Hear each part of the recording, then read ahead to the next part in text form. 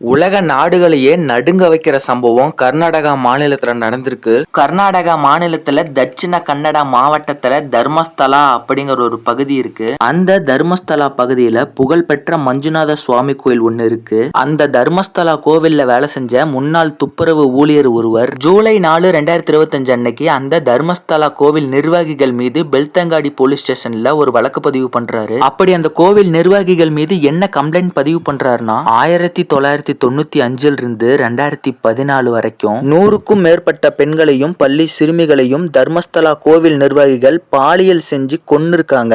தர்மஸ்தலா கோவில் நிர்வாகிகளால பாலியல் பலாத்காரம் செய்யப்பட்டு கொல்லப்பட்ட 100க்கும் மேற்பட்ட பெண்களின் சடலத்தை நான் தான் புதைச்சேன் அப்படின்னு அந்த முன்னாள் துப்புரவு ஊழியர் சொல்லியிருக்காரு. அப்படி அந்த சடலத்தை நான் புதைக்கலனா என்னுடைய குடும்பத்தையே கொன்றுவன்னு சொல்லி மிரட்டுனாங்க. அதனாலதான் நான் புதைச்சேன்னு சொல்லியிருக்காரு. 2014 வரைக்கும் தான் அந்த கோவில்ல அவர் வேலை செய்யறாரு. அதுக்கு மேல ஏன் வேலை செய்யல அப்படின்னு அவரை கேட்டப்போ அந்த கோவில் நிர்வாகிகள் துப்புரவு ஊழியருடைய பொண்ணையே பாலியல் பலாத்காரம் செய்ய பார்த்திருக்காங்க. அந்த கோவில் நிர்வாகிகளுக்கு பயந்துதான் தன்னுடைய குடும்பத்தை தர்மஸ்தலா பகுதியிலிருந்து வேறொரு ஊருக்கு கூட்டிட்டு போயிட்டேன்னு சொல்லியிருக்காரு. அது மட்டும் இல்லாம பல எலும்புக்கூடுகளுடைய போட்டோவை கோர்ட்ல ஆதாரமா சப்மிட் பண்ணிருக்காரு. அந்த துப்புரவு ஊழியருக்கு எதுவும் நடந்துடக்கூடாதுங்கிறதுக்காகவும் அவருடைய முகம் வெளியே தெரியக்கூடாதுங்கிறதுக்காகவும் அவருடைய உடல் முழுதும் கருப்பு கலர் துணியால மூடப்பட்டு அவரை கோர்ட்டுக்கு கூட்டிட்டு போறாங்க. பார்ட் 2 வேணா கமெண்ட் பண்ணுங்க.